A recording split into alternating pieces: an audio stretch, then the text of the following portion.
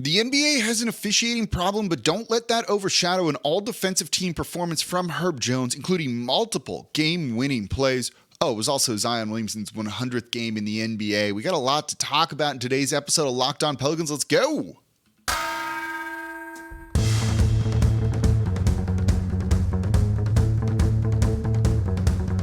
You are Locked On Pelicans, your daily New Orleans Pelicans podcast. Part of the Locked On Podcast Network, your team every day.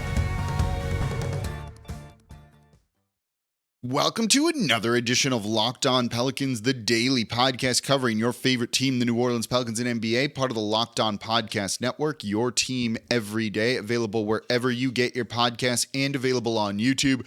I'm your host, Pelicans Insider, credential member of the media, Jake Madison, at NOLA Jake on Twitter, here with y'all on this Tuesday, day after the Pelicans get a kind of much needed win. It felt like 105-101 over the Oklahoma City Thunder, and we got a lot to talk about from this one. From the refs being absolutely terrible, which we'll get into in the second segment, Zion Williamson's 100th career game and how good he looked in this one, flirting with a triple-double.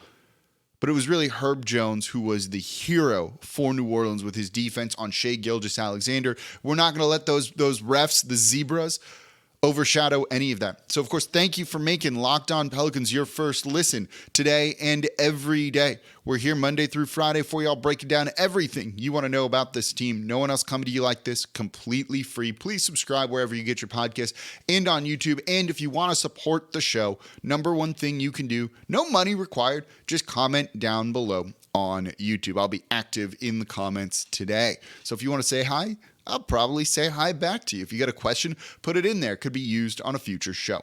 So let's get into it. Herb Jones on Shai Gilgeous-Alexander pretty much all game did an amazing job. The Locked On Thunder host, Rylan Stiles, give him a follow on Twitter, by the way. He's an awesome dude, covers them tremendously, said this was probably the best defense he's seen played on Shai all season long. That's a pretty ringing endorsement because Shai is a guy who can easily is like a walking 30-point game, basically. And he had 30 points in this one, 31 on the night. But it took him 21 shots to do it. He was 1 of 6 from 3. And the only reason he got there, which ties into the next segment, he was 16 of 18 from the free throw line. He took 18 free throws in this one, and he goes to the line a lot. He's one of the league leaders in free throws per game. Makes him, and that boosts his scoring up tremendously. But from the field, he was not good. 7 of 21.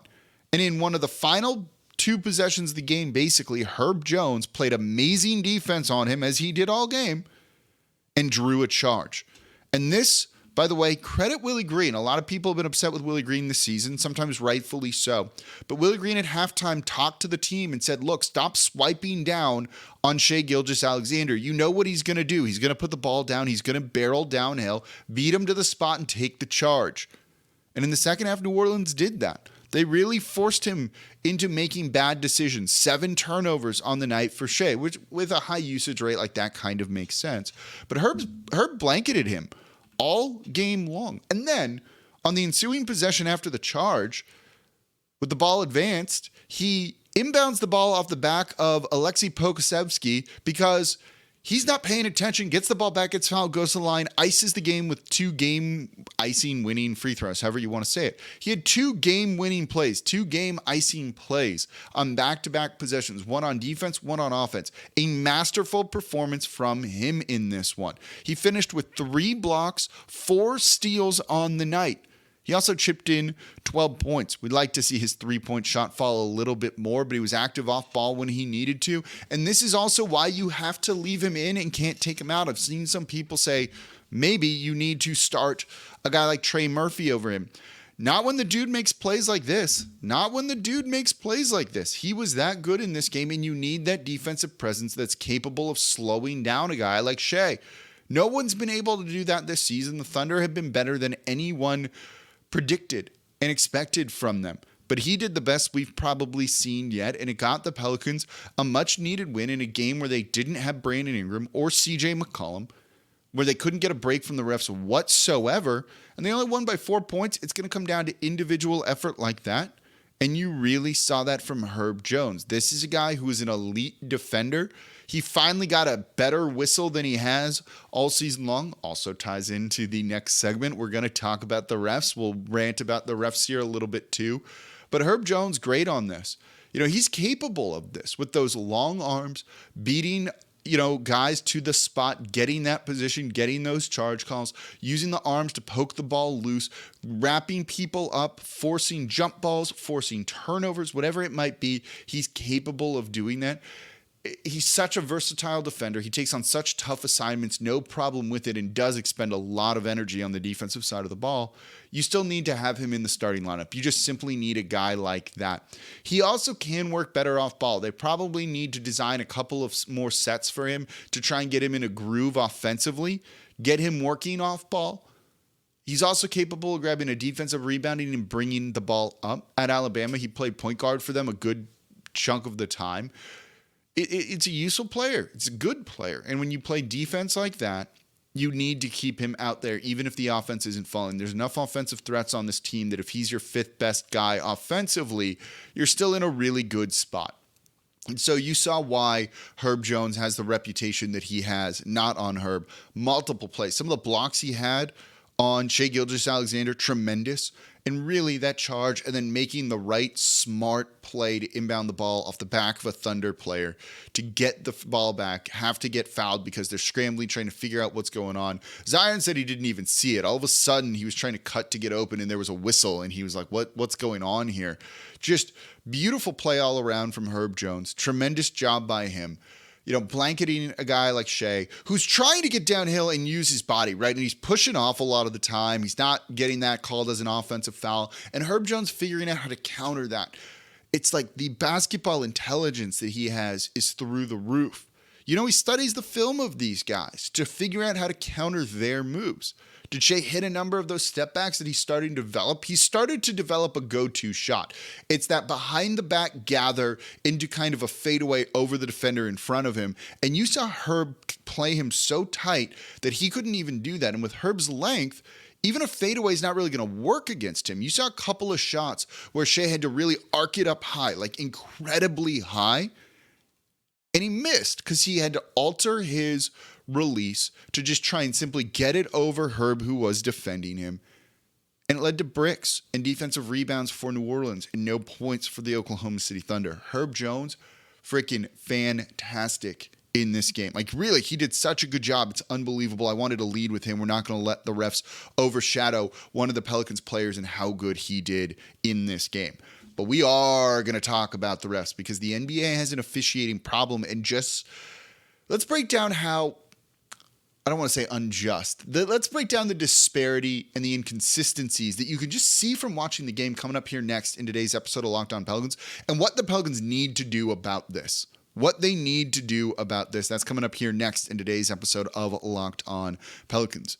Before we do that, though, today's episode of Locked On Pelicans is brought to you by Turo. Turo is the world's largest car-sharing marketplace.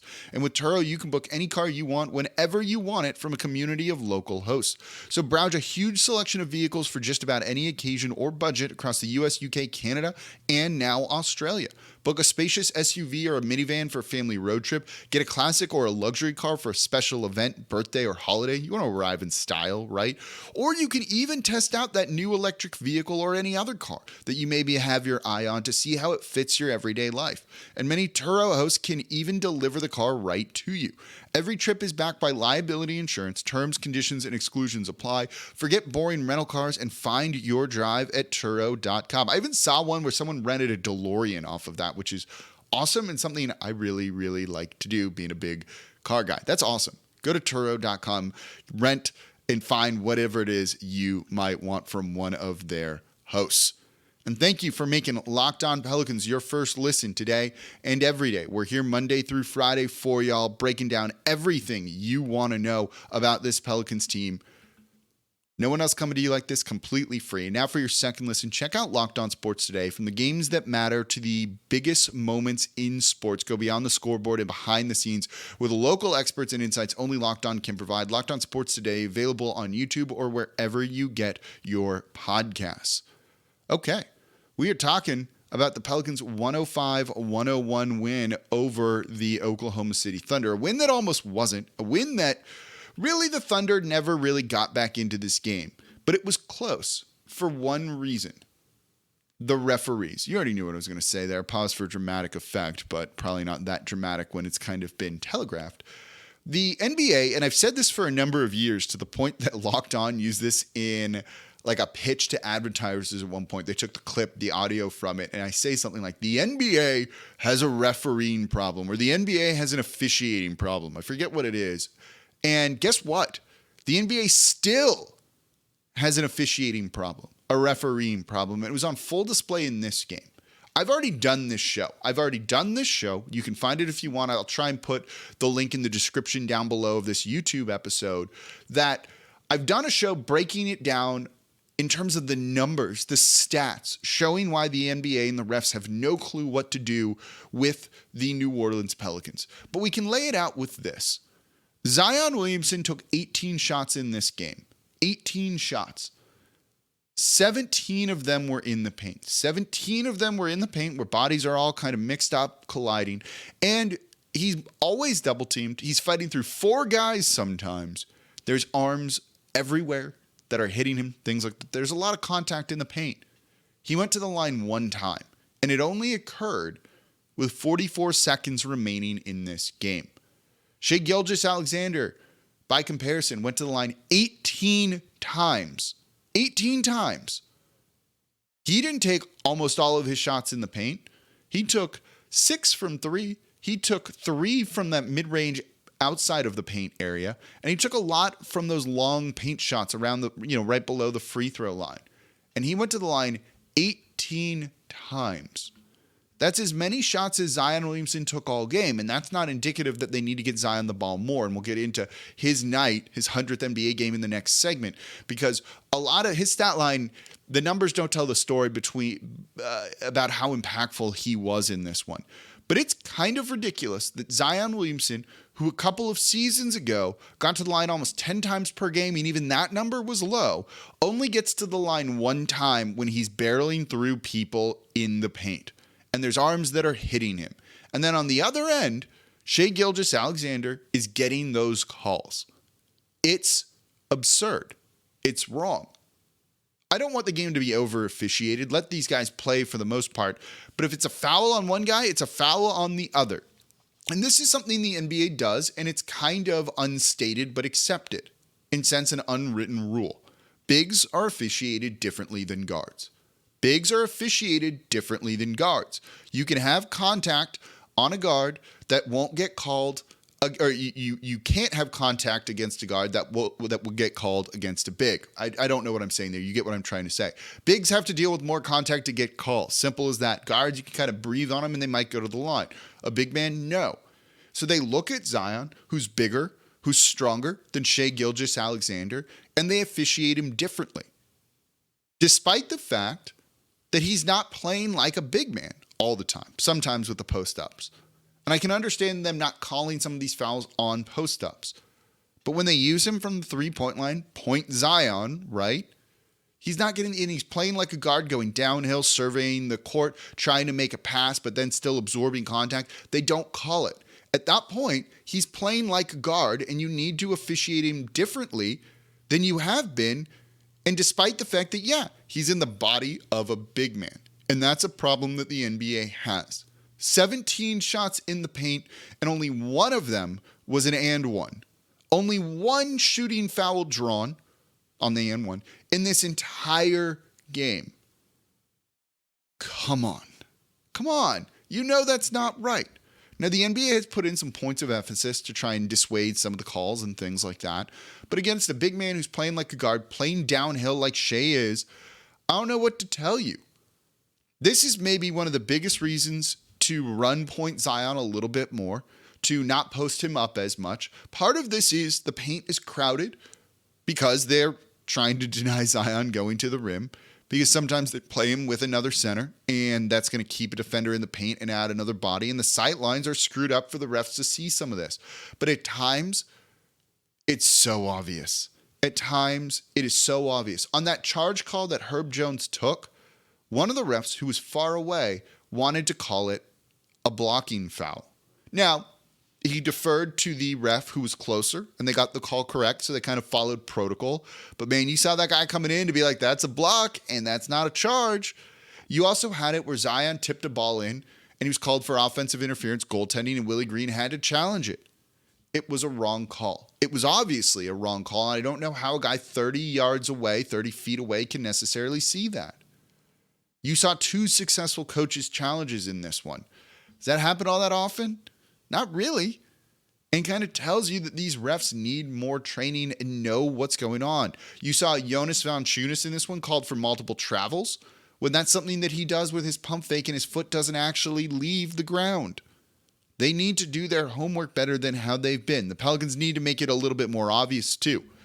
Point Zion is going to lead to more fouls for him because the court is spaced better when that is the case. And they will be able to see him driving from the three-point line, getting slapped on the arm because there's no way you're stopping that freight train.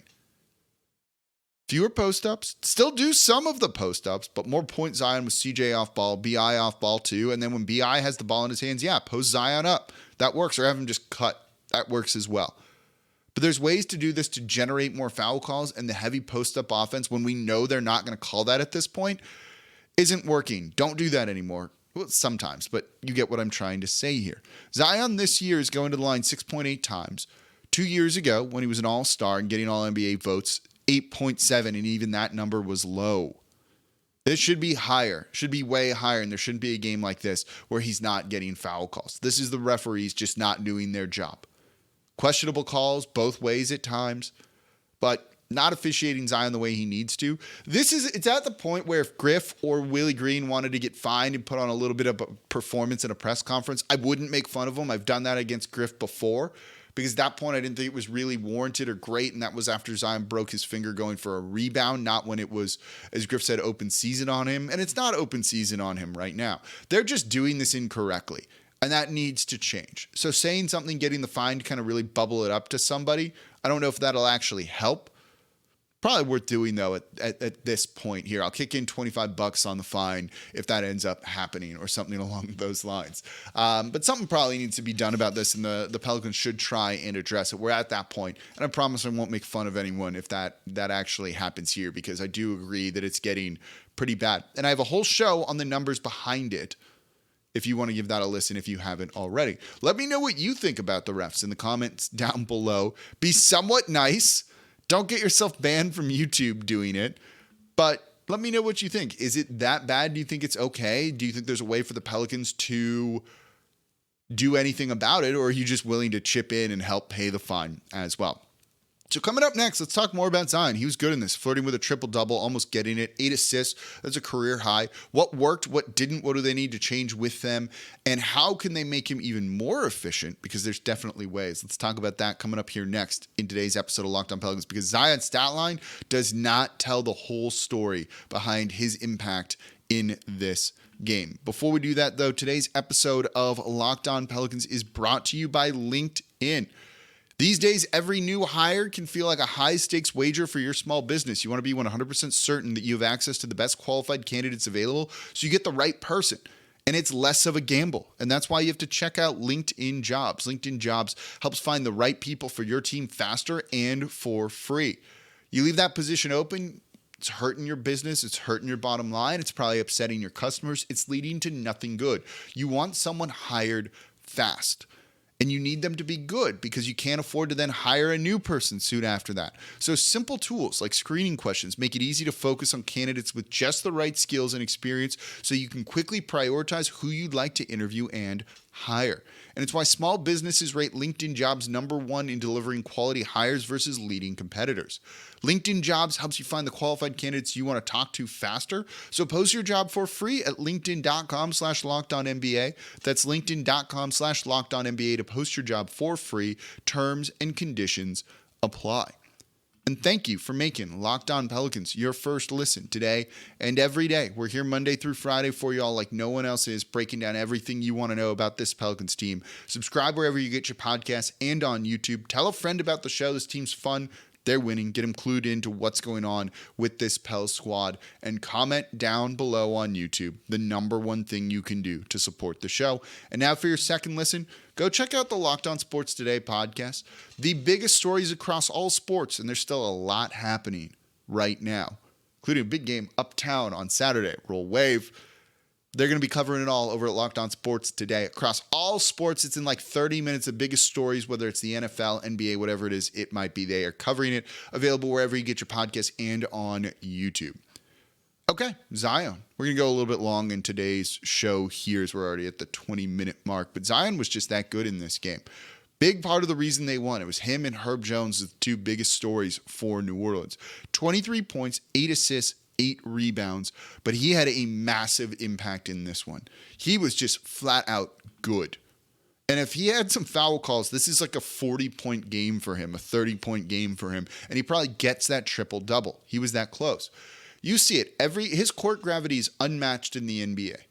Anytime, no matter where he is, he draws two guys. You really sought to end the quarter between him and Devontae Graham, where Devontae Graham comes over, sets a ball screen for Zion Williamson, pops over to the left side. Zion draws his defender and Devontae's defender, and then just kind of passes the ball right over to Devontae. Takes one step inside the three-point line, 2 defenders on him, means someone's open, kicks it out to them, like an easy pass that any of us could have made.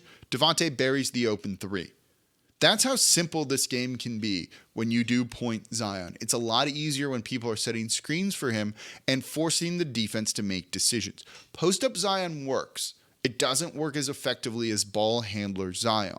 And we've seen that CJ McCollum works better off ball. So when you add him back into the mix, this is fine, because the Pelicans struggle at times with some of their other guys to make three-pointers and to make off-ball shots. They were 9 of 32 from 3 in this game. That's not a very good number. CJ helps that. BI helps that too, obviously. But you need those guys to really be working off-ball, and Zion creates space for them.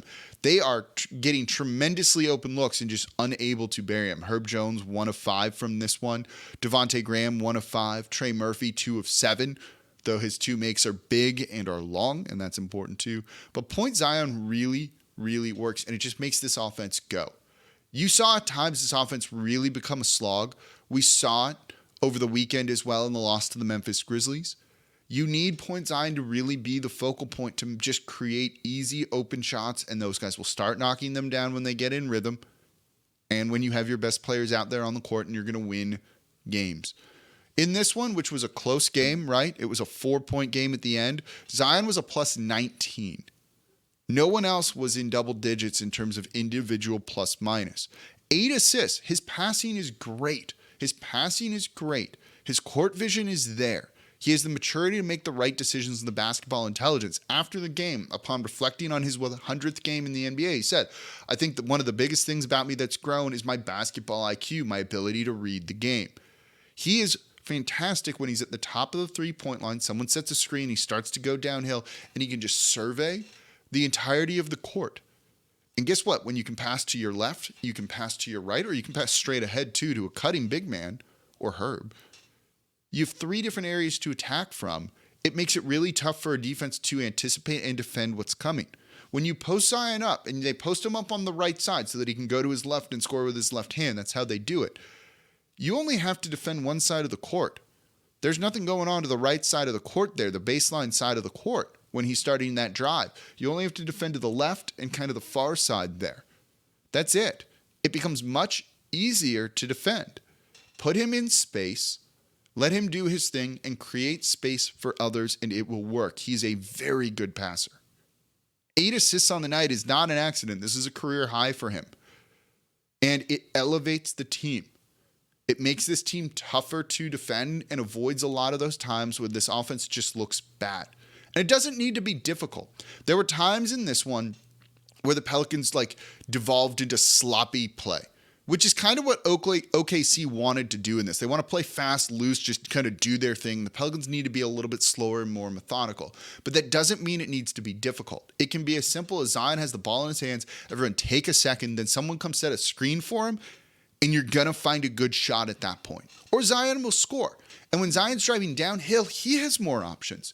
He can score with his left hand. He can pull up and use a little bit of a midi. We've seen him do that more often. He can sometimes score with his right or use a finger roll instead of having to go up and under the basket and different things like that. He has more options to score when he's coming from the three-point line.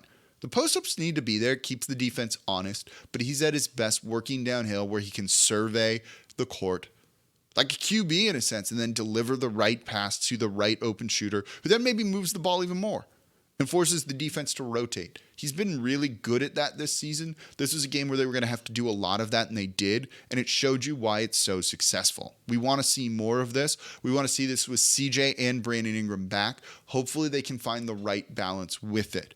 And then you have Jose out there with him, who was good in this game too, to really facilitate the offense when the heat's on Zion a little bit too much or they're denying him the ball, and that's a way to spring him and just make it work. So those two should be paired together pretty often, I think, as much as you can, especially when guys are out. But Zion was great. Defensively good in this one too. He had a couple steals, couple blocks, a couple of really good rotations. He's been good defensively this year. At worst, he's been decent, but I thought he was good in this game. 3 blocks, working better off ball, has a couple of moments where he gets beat. That's okay, but he recovers well. That side of the ball, he's been good. He's been good this year, I think. Not bad like a lot of people are saying. Give me this type of point, Zion, with that kind of defense, you're going to win a lot of basketball games. Really great 100th game for him. Nice to see him get back on track like this. Now, let's just hope the NBA gets the memo and he starts getting some calls. All right, that's going to do it for this episode of Locked On Pelicans. Thank you all so much for listening. As always, I'm your host, Jake Madison, at NOLA Jake on Twitter. I'll be back with you all tomorrow.